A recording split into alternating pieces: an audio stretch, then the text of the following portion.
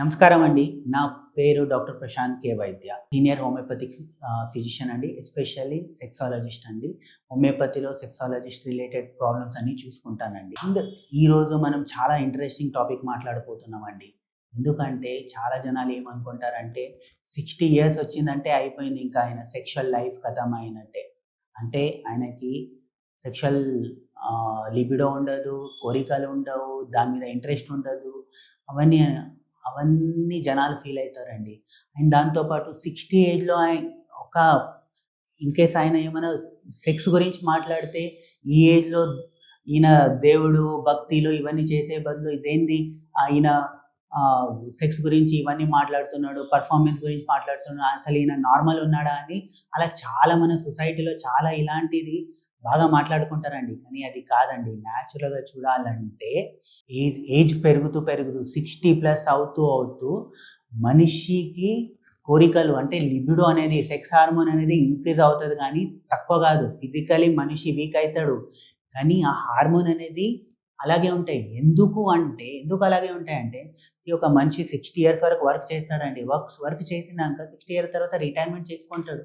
Retirement తీసుకున్నాక 60 years తర్వాత ఆయన లైఫ్‌ని ఎంజాయ్ చేద్దాం అనుకుంటాడు. సో, దానివల్ల ఏమవుతాడు, ఆయన రిలాక్స్ అయితాడు. రిలాక్స్ అయినప్పుడు ఆ sex hormone production, testosterone hormone production అనేది చాలా మంచిగా ఉంటది. సో, ఫర్ ఎగ్జాంపుల్ నాకు ఒక పేషెంట్ వచ్చిండు. 70 ఇయర్ ఏజ్ పేషెంట్ వచ్చిండు. ఆ 70 ఇయర్స్ ఏజ్‌లో గూడా ఆయనొచ్చి ఏమంటున్నాడు, "సార్ నేను 68 ఇయర్స్ వరకి నేను మంచిగా సెక్స్‌లో ఇన్వాల్వ్ అయ్యాను సార్.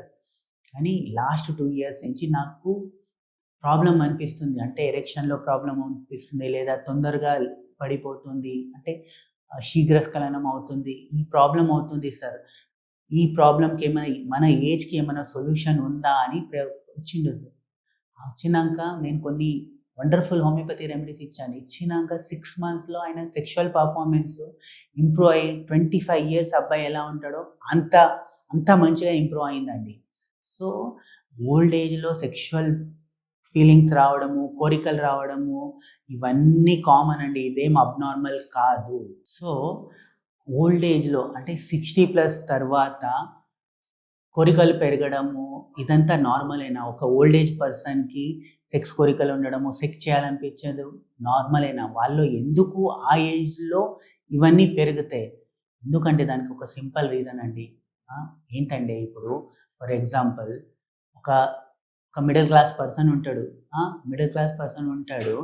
ఆయన at the age of 25, 26 or 28 వరకు మ్యారేజ్ చేసుకుంటాడు. మ్యారేజ్ చేసుకున్నాక ఆయన సెక్షువల్ పెర్ఫార్మన్స్ బావుంటది. కోరికలు బావుంటాయి. బాగా సెక్స్ లైఫ్‌ని బాగా ఎంజాయ్ చేస్తాడు. బాగా ఎంజాయ్ చేసి ఒక 3, 4 ఇయర్స్, 5 ఇయర్స్ వరకు మంచిగా ఉంటాడు. పిల్లలయ్యే వరకు కూడా మంచిగా ఉంటాడు. కానీ ఎక్కడ ప్రాబ్లమ్ స్టార్ట్ అవుతది?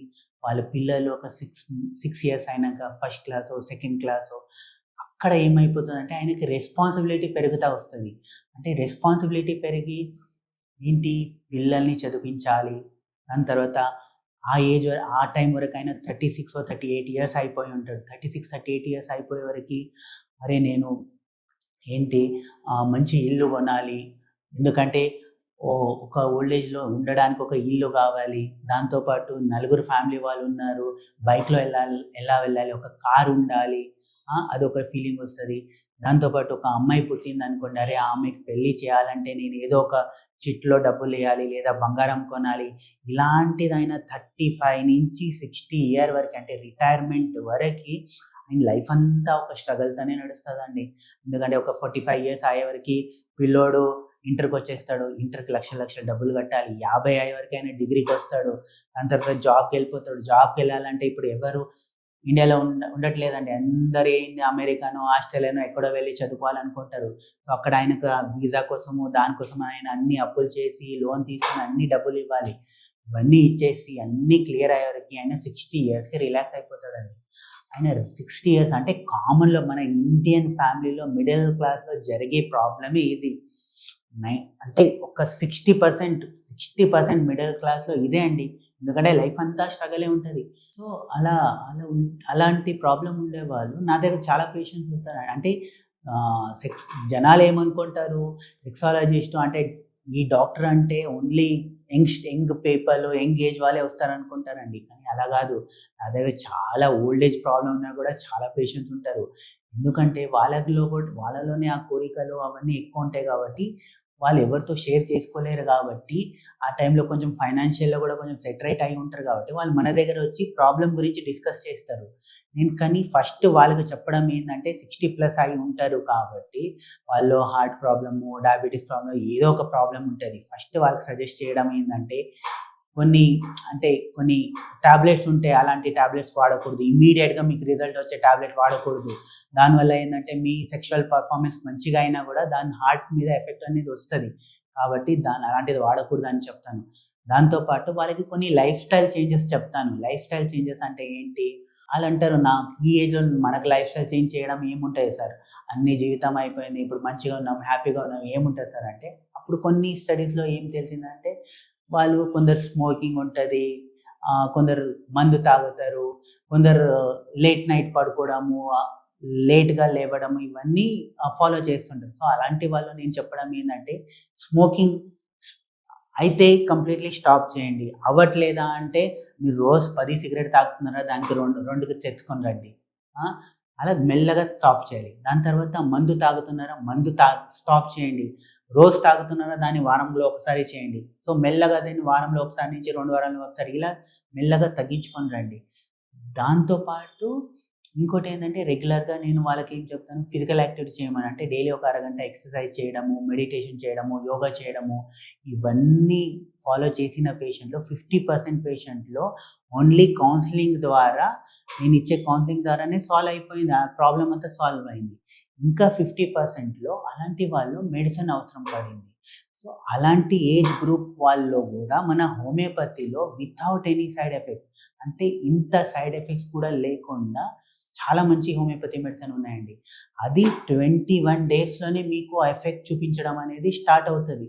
మనమందరూ స్టార్ట్ చేసి 21 డేస్‌లోనే మీకు 50% ఎరెక్షన్ ప్రాబ్లమ్ ఉన్నా, ఎర్లీ ఎజాక్యులేషన్ ప్రాబ్లమ్ ఉన్నా కూడా మీకు రిజల్ట్ అనేది కనిపిస్తది. మినిమమ్ 21 డేస్‌లో. కానీ ఆ 21 డేస్ నుంచి మీరు ఒక 3 మంత్స్ వరకి రెగ్యులర్‌గా వాడాలి. ఆ రెగ్యులర్‌గా వాడితేనే మీకు ఒక బెనిఫిషియల్ అనేది దొరుకుతదండి. సో, ఇలాంటిది మీరు బెనిఫిషియల్ ఏమైనా తీసుకోవాలనుకుంటున్నారా? మీరు ఓల్డ్ ఏజ్‌లో ఏమైనా సెక్స్‌లో బాధపడుతున్నారా? అలాంటి ప్రాబ్లమ్ ఉంటే మీరు డైరెక్ట్‌గా నాతో మాట్లాడొచ్చు. ఫోన్ చేసి ఆన్‌లైన్‌లో మాట్లాడొచ్చు. ఆన్‌లైన్‌లో కూడా కౌన్సెలింగ్ తీసుకోవచ్చు. లేదా డైరెక్ట్‌గా నాకు వచ్చి క్లినిక్‌లో కూడా వచ్చి కలవచ్చండి. నమస్తే అండి.